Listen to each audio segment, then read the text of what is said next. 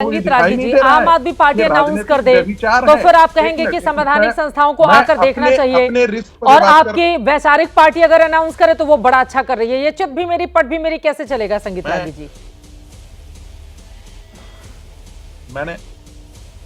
मैंने चित्रा जी कहा, मैंने दोनों बातें कही।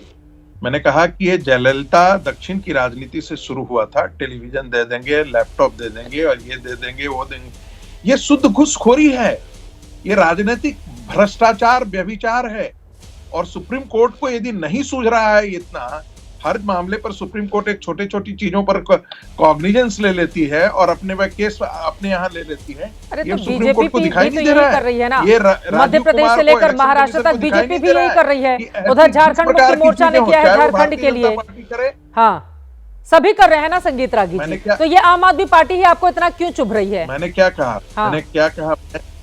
मैंने तो सब नहीं, मैंने सबों के लिए कहा है। एक दूसरी बात, अब जरा आते हैं, अभी जो भाई साहब जो तहसील पूनावाला कह रहे थे कि ये दो पार्टियां ऐसी करती हैं, तो कर्नाटक में आपकी जो तथाकथित कांग्रेस पार्टी है, जो इसके आप कई बार प्रवक्ता के तौर पर नहीं है लेकिन फिर भी बोलते हैं उनके पक्ष में, तो कांग्रेस पार्टी ने वहां क्या किया?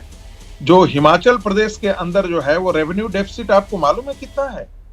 और हिमाचल प्रदेश के अंदर कर्मचारियों को तनख्वाह देने का पैसा नहीं है। ये अरविंद केजरीवाल की जरा नौटंकी देखिए। पंजाब के अंदर राजस्व घाटा 3.99% हो गया है, जबकि टारगेट क्या था कि 3.84 हो गया है, जबकि ये टारगेट क्या था कि ये 1.99 हो रहा है, यानी दुगना हो गया है। वहां पर पंजाब के अंदर कोई योजना चालू नहीं, डेवलपमेंट का वर्क नहीं चालू कर सकता है, क्योंकि उनके पास, भगवंत मान के पास पैसा नहीं है। कटोरा लेकर के केंद्र के पास आ खड़े होते हैं।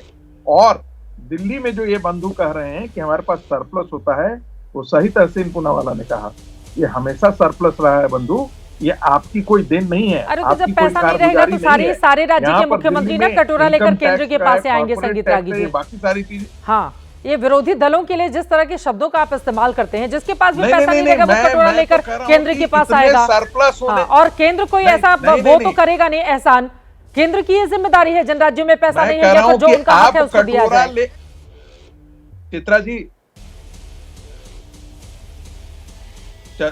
जी, जो उनका हक है उनको तो मिलना चाहिए, और उसके लिए विधिवत व्यवस्था है संविधान के अंदर कि टैक्स का, रेवेन्यू का बंटवारा कैसे होना चाहिए। उसके लिए फाइनेंस कमीशन एक प्रिंसिपल तय करती है, और उसी के फाइनेंस कमीशन के प्रिंसिपल के अनुसार राज्यों और केंद्र के बीच में राजस्व का बंटवारा होता है, वो ऑलरेडी तय है।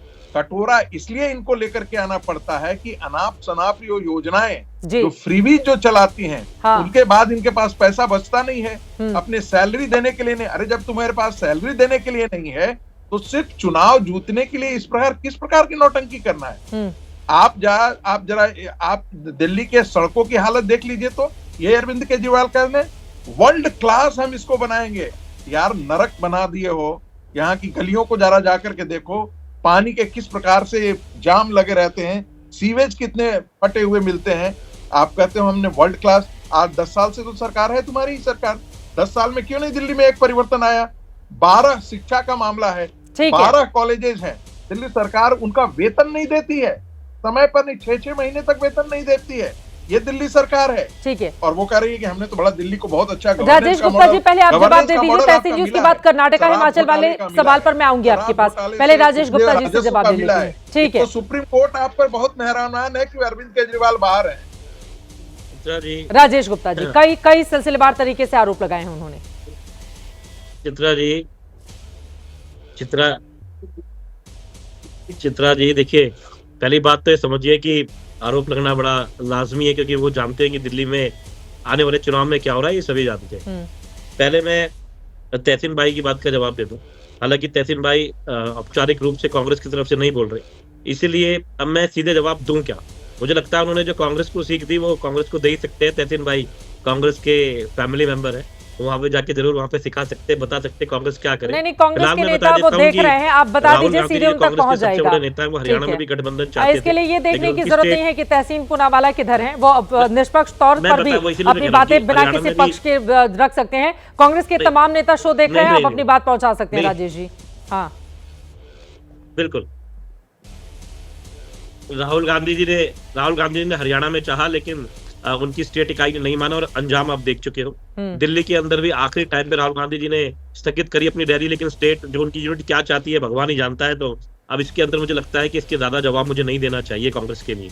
रही बात नहीं, वैसे भी आप लोगों को फायदा क्या हुआ? अचंबा होता आप लोगों ने इतनी सारी रैलियां की, अरविंद केजरीवाल ने कांग्रेस के प्रत्याशियों के लिए रैलियां की, कोई फायदा तो हुआ नहीं ना। तो फिर इसलिए दोनों की राहें अलग हो, एक हो, कोई फायदा तो मिला नहीं उससे। देखिए चित्रा जी, चित्रा जी, दिल्ली के अंदर मोदी जी भी रैली करते हैं दिल्ली के चुनाव के अंदर। तो कहा जाए कि दिल्ली के अंदर 3 सीटें आई, एक बार 8 सीटें आई, ये तो राजनीति के चुनाव जीत और हार होती रहती है ना। अब हम नई पार्टी है, 10 साल हुए हैं, 10 साल के अंदर एक पार्टी यहाँ तक आ गई, राष्ट्रीय पार्टी बन गई, 2 स्टेट में सरकार बन गई, गुजरात जैसी जगह पे 5 सीटें आ गई, ये कोई छोटी बात नहीं है, बड़ी नई पार्टी है। हाँ। दूसरी बात, आपने जो इन्होंने कहा कि एलजी साहब ने सफाई पे बात करी, एलजी साहब पुलिस पे बात क्यों नहीं करते? सफाई पे बात करने के लिए तो एमसीडी रागी साहब की बात से मैं इत्तेफाक रखता हूँ कि इसके लिए तो दिल्ली के लोग बैठे हैं ना, दिल्ली की बीजेपी के लोग बैठे हैं। इसके लिए एलजी साहब को सफाई पे बोल रहे हैं, एलजी साहब उसके लिए पुलिस एमसीडी कमिश्नर बैठे हैं मेरे भाई, ये भाजपा बैठी है। आप पुलिस पर जवाब दीजिए, पुलिस डायरेक्ट एलजी साहब के अंडर में आती है। क्या हालात है दिल्ली के अंदर? रोज रैंसम कॉल्स आ रही है, रेप हो रहे हैं, दुनिया भर के गैंग के कॉल्स आने लगी है व्यापारियों को, उसके ऊपर एलजी साहब नहीं बोलेंगे।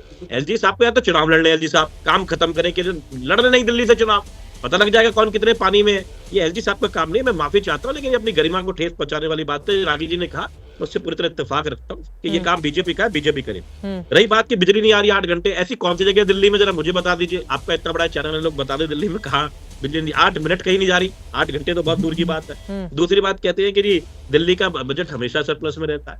अरे मेरे भाई, प्लस में रहता है, हम तो उस टाइम इतनी सारी जो आप रेवड़ी शब्द का इस्तेमाल कर रहे हैं, वेलफेयर स्कीम थोड़ी थी, आज हम दे रहे हैं, उसके बाद भी हम सरप्लस में हैं। बड़ी बात ये है। उसके बाद में आप जो कहते हो कि दिल्ली के अंदर बहुत सारा जीएसटी का वो मिलता है, कौन सा मिल रहा है सर? 325 करोड़ देते थे 2003 से, वो भी बंद करे हुए हैं। केंद्र सरकार ने कहा था एमसीडी के चुनाव में भी कि हम डायरेक्ट पैसा देंगे, जो वो दे भी नहीं सकते थे, दिया भी नहीं एमसीडी में, फिर भी एमसीडी प्रॉफिट में है। 1 तारीख को तनख्वाह आती है, दिवाली को बोनस भी मिला है। इनके टाइम पे लगातार हड़ताल होती रहती थी, ये सबसे बड़ा पॉइंट है। लास्ट पॉइंट रखना चाहता हूँ, आज भारत सरकार के ऊपर, रागी साहब जरूर ध्यान दें इस बात पे, 682.3 बिलियन का कर्जा है जून 2024 में। 13.3 बिलियन इंक्रीज है मार्च 2024 से सिर्फ 6 और 7 महीने के अंदर।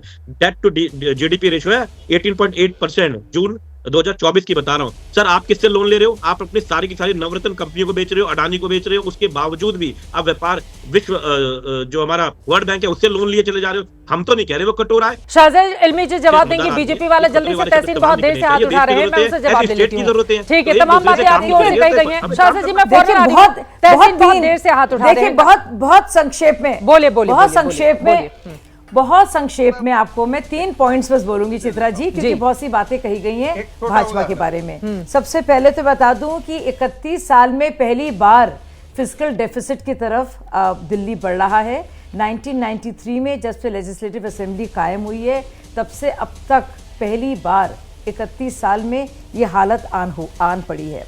अब मैं बता दूं, स्टेट गवर्नमेंट जो है 30,465 करोड़ फाइनेंशियल ईयर में बोरो कर रही है, और इस बार 3.74 करोड़ का डेट बजटरी एस्टिमेट में दिखाई दे रहा है। ये तो बात रही बजट की कि कितना ये अफोर्ड किया जा सकता है और क्यों नीति आयोग ये कह रहा है।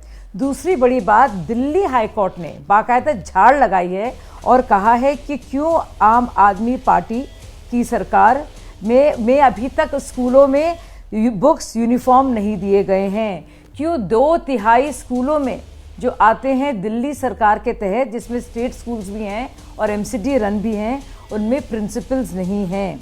एमसीडी कमिश्नर से कहा गया है कि आप फ्री किताबें जिसके पैसे दिए गए हैं वो आपको दें, लेकिन इन सबसे बढ़कर सबसे बड़ी बात, क्यों आम आदमी पार्टी हारेगी? मैं बता दूं, सबसे ज़रूरी बात, कोविड की महामारी में आप देखिए क्या हालात थे दिल्ली में, जब मुनाफाखोरी कर रहे थे इनके पार्टी के लोग, कुछ खान मार्केट गैंग के लोगों के साथ मिलकर ऑक्सीजनेटर पर पैसे कमा रहे थे। सारे सबने देखा है कि किसका किसके नाम उसमें है।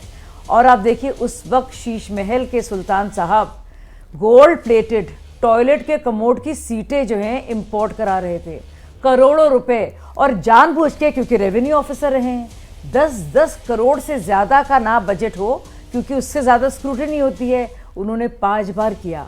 कैसा ये निर्दयी शख्स है ये। आप पानी हाफ की बात करते थे ना, पानी माफ, अब तो साफ पानी नहीं है, हाफ हो कि ना हो, लेकिन आप सोचिए वो शख्स जो इतने बुरे हालात में दिल्ली के लोगों के पैसे नोच कर अपने लिए मसाज की चेयर्स, शैंडलियर और टॉयलेट सीट्स और रिक्लाइनर्स और सेंसर वाले कर्टन्स जो 2 करोड़ों के हैं वो बनवा रहा था।